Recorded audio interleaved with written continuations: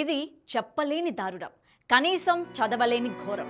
నిండా 20 ఏళ్లు కూడా లేని ఓ యువకుడు తన తల్లిని అత్యంత దారుణంగా, కిరాతకంగా, మాటల్లో చెప్పలేని విధంగా హతమార్చాడు. అంతటితో ఆగలేదు. ఆమెపై ప్రేమో లేక వాడి పైశాచిక ఆనందమో తెలియదు, కానీ అమ్మ డెడ్ బాడీతో ఫోటోలు కూడా తీసుకున్నాడు. వాటిని ఇన్స్టాలో షేర్ చేశాడు. I'm kill my mom, sorry mom, miss you mom అంటూ పోస్టులు పెట్టాడు. గుజరాత్లోని రాజ్కోట్లో జరిగిన ఈ సంఘటన ఇప్పుడు దేశవ్యాప్తంగా సంచలనం రేపుతోంది.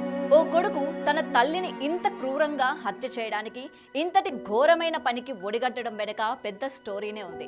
రాజ్కోట్కు చెందిన జ్యోతిబెన్కు ఓ వ్యక్తితో 25 సంవత్సరాల క్రితం పెళ్లి అయింది.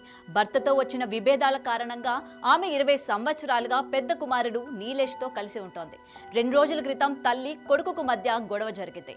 అదే ఈ హత్యకు దారితీసింది. కొడుకులోని కిరాతకుడిని బయటికి తీసింది. క్షణికావేశంలో తన తల్లిని కడతీర్చే స్థితికి కూడా తీసుకొచ్చింది. చాలా కాలంగా జ్యోతిబెన్ మానసిక ఆరోగ్యంతో బాధపడుతోంది.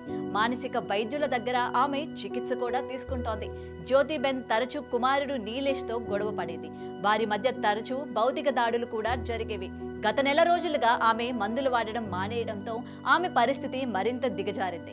ఈ నేపథ్యంలోనే రాజ్కోట్లోని యూనివర్సిటీ రోడ్డులో తల్లి కుమారుడు మధ్య తీవ్ర వాగ్వాదం జరిగింది. దీంతో యువకుడు కత్తితో తల్లిపై తీవ్రంగా దాడి కూడా చేశాడు.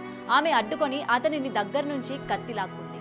దీంతో మరింత రెచ్చిపోయిన నీలేష్ తన వద్ద ఉన్న దుప్పటిని ఆమె గొంతుకు బిగించి చంపేశాడు. తన చేతులతోనే తల్లిని చంపేస్తున్నా అతనికి తెలియడం లేదు. పేగు బంధాన్ని క్షణికావేశంలో తెంచేశాడు.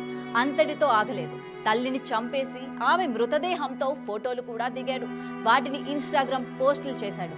సారీ అమ్మా, నేను నిన్ను చంపేశా, నేను నిన్ను కోల్పోయా, ఓం శాంతి అని ఒక post. I am kill my mom, lost my mom, sorry mom, ఓం శాంతి, మిస్ యూ మామ్ అంటూ మరో పోస్ట్ పెట్టాడు. మెల్లగా విషయం ఆ నోట ఈ నోట పాకింది. విషయం తెలుసుకున్న స్థానికులు పోలీసులకు సమాచారం అందించారు. దీంతో ఘటనా స్థలానికి చేరుకున్న పోలీసులు మృతదేహాన్ని పరిశీలించారు. వారు వచ్చేసరికి నీలేష్ తల్లి మృతదేహం పక్కనే కూర్చొని ఉన్నాడు. దీంతో అతన్ని అదుపులోకి తీసుకున్నారు. తల్లి జ్యోతిబెన్కు తానే చంపినట్లు నిందితుడు నీలేష్ విచారణలో ఒప్పుకున్నట్లు పోలీసులు చెబుతున్నారు. దీంతో అతన్ని రిమాండ్కు కూడా తరలించారు. మృతదేహాన్ని తీసుకెళ్లేందుకు మాత్రం భర్త, పిల్లలు ఒప్పుకోలేదని చెబుతున్నారు పోలీసులు.